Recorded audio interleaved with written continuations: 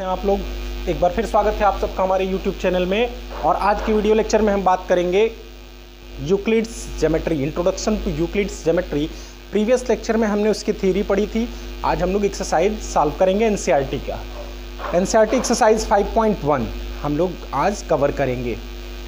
तो देखिए first question है इसमें, which of the following statements are true and which are false, justify your answer और give the reason for your answer. देखिए मैंने आपको पहले भी बताया था कि आप यूक्लिड्स ज्योमेट्री में हमने यूक्लिड्स एक्सियम्स बताए थे कुछ और यूक्लिड्स पोस्टुलेट, जिनका बिना प्रूफ के आप यहाँ पे डायरेक्ट यूज कर सकते हैं। तो उन्हीं यूक्लिड्स एक्सियम्स का यूज करके और पोस्टुलेट्स का यूज करके इसको आइडेंटिफाई करना है कि गिवन स्टेटमेंट्स जो हैं वो ट्रू हैं या फॉल्स हैं। तो फर्स्ट स्टेटमेंट लिखा है, only one line can pass through a single point. एक सिंगल पॉइंट से होकर सिर्फ एक ही लाइन पास कर सकती है, ये स्टेटमेंट है। अब हमें इसे जस्टिफाई करना है कि ये फॉल्स है कि ट्रू है। तो सबसे पहले तो हम देख लेते हैं एक ड्रॉ करके। जैसे एक पॉइंट हमने ले लिया P और यहाँ से होकर हम लाइन ड्रॉ कर रहे हैं। एक लाइन हमने ड्रॉ कर लिया, दूसरा भी कर लिया, तीसरा भी कर लिया, चौथा भी कर लिया। इस तरह से मुझे लगता है कि इस पॉइंट P से होकर हम इनफाइनाइट नंबर ऑफ लाइंस को ड्रॉ कर सकते हैं। जबकि इस स्टेटमेंट में क्या लिखा है, only one line can pass through single point. That means the statement is false because infinite lines can pass through the given point. ये हमारा आंसर होगा, मतलब फर्स्ट स्टेटमेंट हमारा फॉल्स है। अब बढ़ते हैं सेकंड स्टेटमेंट की तरफ। There are an infinite number of lines which pass through two distinct points. कह रहा है कि इनफाइनाइट नंबर ऑफ लाइंस होंगी जो टू डिस्टिंक्ट पॉइंट से पास करेंगी। तो आइए सेकंड के सॉल्यूशन की बात करते हैं। हमने यहाँ पे टू डिस्टिंक्ट पॉइंट्स ले लिए और इनको ज्वाइंट करते हुए एक लाइन हमने ड्रॉ की A और B से। क्या कोई और भी लाइन ड्रॉ कर सकते हैं जो A और B दोनों से पास करे? मुझे तो नहीं लगता। अगर एक कोई दूसरी लाइन ड्रॉ करेंगे तो A से जाएगा, B से नहीं जाएगा, B से जाएगा तो A से नहीं जाएगा। अगर A B दोनों से पास करेगा तो वो इसी लाइन को ओवरलैप करते हुए जाएगा, मतलब सेम यही लाइन होगी। That means second statement is also false. ये स्टेटमेंट भी हमारा क्या है, फॉल्स है। Reason, only one line can pass through two distinct points. तो ये फर्स्ट और सेकंड स्टेटमेंट को हमने जस्टिफाई किया। अब थर्ड स्टेटमेंट है हमारा, a terminated line can be produced indefinitely on both sides. Third में ये कह रहा है कि एक टर्मिनेटेड लाइन जो होती है उसको इनडेफिनेटली हम दोनों डायरेक्शन में प्रोड्यूस कर सकते हैं। अब इसी लाइन को अगर ले लिया जाए AB, तो देखिए AB अगर मान लो दो पॉइंट के बीच में टर्मिनेटेड लाइन है, मीन्स इसके दो टर्मिनल हैं, तो हम इसको जितना चाहें इस डायरेक्शन में और जितना चाहें इस डायरेक्शन में प्रोड्यूस कर सकते हैं। और स्टेटमेंट में भी यही लिखा गया है कि किसी टर्मिनेटेड लाइन को इनडेफिनेटली हम प्रोड्यूस कर सकते हैं। That means third statement is true. ये स्टेटमेंट क्या है, ट्रू है। फोर्थ स्टेटमेंट की बात करते हैं, if two circles are equal then their radii are equal. Fourth में आते हैं हम। कह रहा है कि अगर दो सर्कल इक्वल हैं तो उनके रेडियस भी इक्वल होंगे। टू सर्कल्स आर इक्वल, अगर दो सर्कल इक्वल हैं then their areas are equal, then their areas are equal. तब इनके एरियाज क्या होंगे, इक्वल होंगे एरिया। और एक इक्वल एरिया होंगे, दैट मीन्स दोनों एक दूसरे को ओवरलैप करेंगे, एक को दूसरे के ऊपर रखने पर पूरा पूरा उसको ढकेगा। दोनों इक्वल एरिया एक्वायर कर रहे हैं। तो अगर दोनों एक दूसरे को सुपर इम्पोज कर रहे हैं, एक दूसरे के ऊपर आ रहे हैं, जैसे इस सर्कल को इस सर्कल के ऊपर रखने पे पूरा पूरा इसको सुपर इम्पोज कर लेता है, ढक लेता है, और इसको इसके ऊपर रखने पे ढक लेता है, तो डेफिनेटली इसका सर्कमफरेंस इसके सर्कमफरेंस के इक्वल होगा और इसका रेडियस इसके रेडियस के इक्वल होगा। और यही इसमें गिवन भी है। तो ये स्टेटमेंट भी क्या है, ट्रू। और रीज़न ये हमने दे दिया। अब फिफ्थ पार्ट की बात करते हैं। फिफ्थ पार्ट में कह रहा है, एक ऑलरेडी यहाँ पे बना चुका है फिगर, और फिगर के अकॉर्डिंग कह रहा है कि in figure if AB and equal to PQ, AB equal to PQ,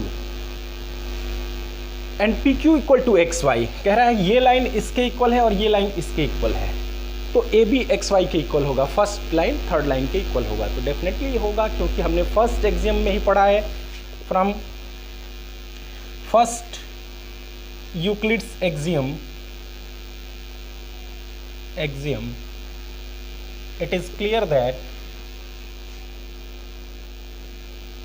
things which are equal to one another, things which are equal to the same thing are equal to one another। यही हमारा Euclid's का first axiom था।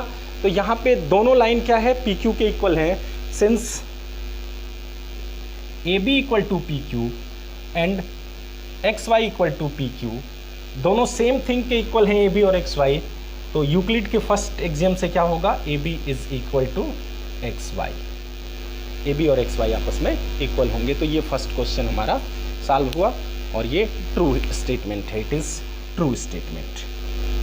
Second question की तरफ move करते हैं। तो student सब सेकेंड क्वेश्चन की तरफ मूव करते हैं। सेकेंड क्वेश्चन में क्या पूछा गया, give a definition of the following terms, are there other terms that need to be defined first.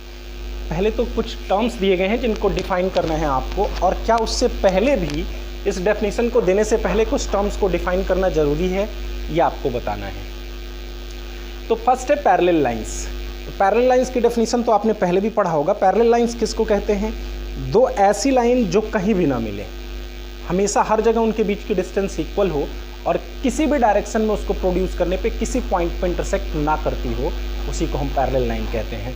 तो डेफिनेशन हो गया, the two straight lines which do not intersect each other at a point anywhere, कहीं भी नहीं intersect करेंगी, are called parallel lines.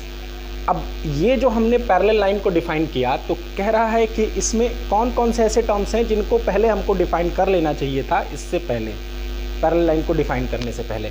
तो देखिए इसमें एक वर्ड आया पॉइंट, पॉइंट आया है और दूसरा आया है लाइंस। तो हम यहाँ पे उसको मेंशन करेंगे here, point and line and straight line, तीनों को पहले डिफाइन करना पड़ेगा हमको। Point, line and straight line will need to be defined first, इन सबको पहले डिफाइन करना ज़रूरी है। तो पहले हम जान लेते हैं कि स्ट्रेट लाइन, पॉइंट क्या होता है। पॉइंट, इसका पीडीएफ भी मैंने आपको भेजा है। Point, a point is that which has no part. Point क्या होता है, पहले पॉइंट को भी डिफाइन कर देते हैं। A point is that which has no part, point ऐसा होना चाहिए जिसका कोई पार्ट ना हो। कोई पार्ट ना होने का मतलब ना उसमें लेंथ हो, ना ब्रीथ हो, ना हाइट हो, कुछ नहीं, इतना छोटा होना चाहिए, इतना छोटा होना चाहिए। जैसे अगर हमने ऐसे बनाया तो ये इसकी कुछ लेंथ हो गई, या फिर एक सर्कल टाइप का बन गया जिसकी कुछ रेडियस हो गई, तो एक्चुअल में ये पॉइंट नहीं है। पॉइंट ऐसा होना चाहिए जिसमें कोई पार्ट ही ना हो, मीन्स हमको इतना छोटा बनाना चाहिए कि वो डिसअपियर्ड हो, वो दिखे ही ना। But to make it visible we have to dark it with dark pen. इसको दिखाने के लिए हमें थोड़ा सा डार्क करना पड़ता है, अदरवाइज ये विजिबल ही नहीं होगा, ना तो ब्लैक बोर्ड पे ना कॉपी पे। तो इसके लिए हमको दिखाना पड़ता है, बट एक्चुअल डेफिनेशन क्या है, इसका कोई पार्ट नहीं होता है। दूसरी बात आती है लाइन। लाइन किसको कहते हैं, line is breathless length. Line एक ब्रीथलेस लेंथ होता है। लाइन एक ऐसी लंबाई होती है जिसमें कोई चौड़ाई ना हो। जैसे जनरल लाइन अगर हम बनाते हैं तो इसमें कुछ ना कुछ ब्रीथ है, कुछ चौड़ाई है इसकी, बट ये एक्चुअल लाइन नहीं है। डेफिनेशन के अकॉर्डिंग वो इतनी पतली होनी चाहिए कि उसमें कोई चौड़ाई ना हो, कोई ब्रीथ ना हो, ब्रीथलेस लेंथ हो। तो अगर इतनी पतली लाइन हम बनाएंगे तो वो फिर दिखेगी नहीं। तो उसको विजिबल करने के लिए हम लोग ऐसा करते हैं, बट थियोरेटिकली अगर देखा जाए तो ये इतना पतला होना चाहिए कि दिखाई ना दे, इसमें कोई ब्रीथ नहीं होना चाहिए। It is a breathless length. इन दोनों टर्म को हमने डिफाइन किया। फिर स्ट्रेट लाइन। स्ट्रेट लाइन क्या होता है, a straight line is a line which lies evenly with the points on itself. A straight line is a line which lies evenly with the points on itself। ये line हमारा straight line का definition हो गया। अब हम बात करते हैं परपेंडिकुलर। सेकेंड वाला टॉपिक हमारा क्या है, टर्म है परपेंडिकुलर लाइंस। परपेंडिकुलर लाइन की डेफिनेशन क्या होती है, ये इंटरसेक्ट तो करते हैं, बट जहाँ भी इंटरसेक्ट करते हैं ये ज़रूरी कंडीशन है इसके लिए कि ये दोनों इंटरसेक्ट करें और 90 डिग्री पे इंटरसेक्ट करें। अगर दो लाइन 90 डिग्री पे इंटरसेक्ट कर रही है तो उसको परपेंडिकुलर लाइन कहा जाता है। Two straight lines are said to be perpendicular if they intersect each other at right angle.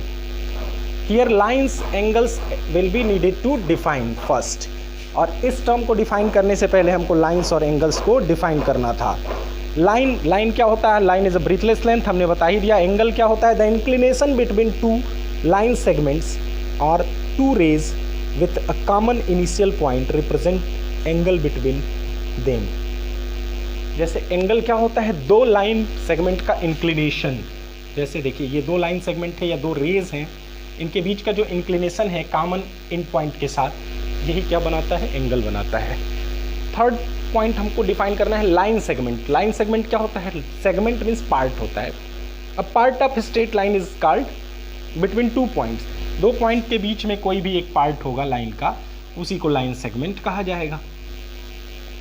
तो ये लाइन सेगमेंट हो गया.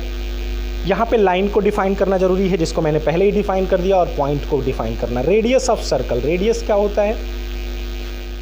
The length of the line segment between centre point two any other point on the circle. Circle के circumference से centre point के बीच को joint करने वाली लाइन सेगमेंट की जो लेंथ होगी, उसी को रेडियस कहा जाता है. जैसे ये कोई सर्कल है, ये सेंटर है, और इस पर कोई भी पॉइंट ले लेंगे, इन दोनों को ज्वाइंट करेंगे तो जो लाइन सेगमेंट बनेगी उसकी लेंथ ही रेडियस कहलाती है. ये पूरी लाइन सेगमेंट रेडियस है. तो इस तरह से हमने अपने इस टॉपिक को. और लास्ट पॉइंट है स्क्वायर. स्क्वायर क्या होता है? इसको भी डिफाइन करना है. A quadrilateral with all sides are equal and each angles is right angle is known as square. एक ऐसा क्वाड्रिलेटरल जिसके सभी साइड्स इक्वल हों और सभी एंगल 90 डिग्री के हों, उसको हम लोग स्क्वायर कह सकते हैं. तब थर्ड क्वेश्चन की बात करते हैं स्टूडेंट्स. थर्ड क्वेश्चन में आपसे पूछा गया है, find two postulates given below. Consider two postulates given below. First है, given any two distinct point A and B, there exist third point C which is in between A and B. And second, there exist at least 3 points that are not on the same line. Do these postulates contain any undefined terms? Are these postulates consistent?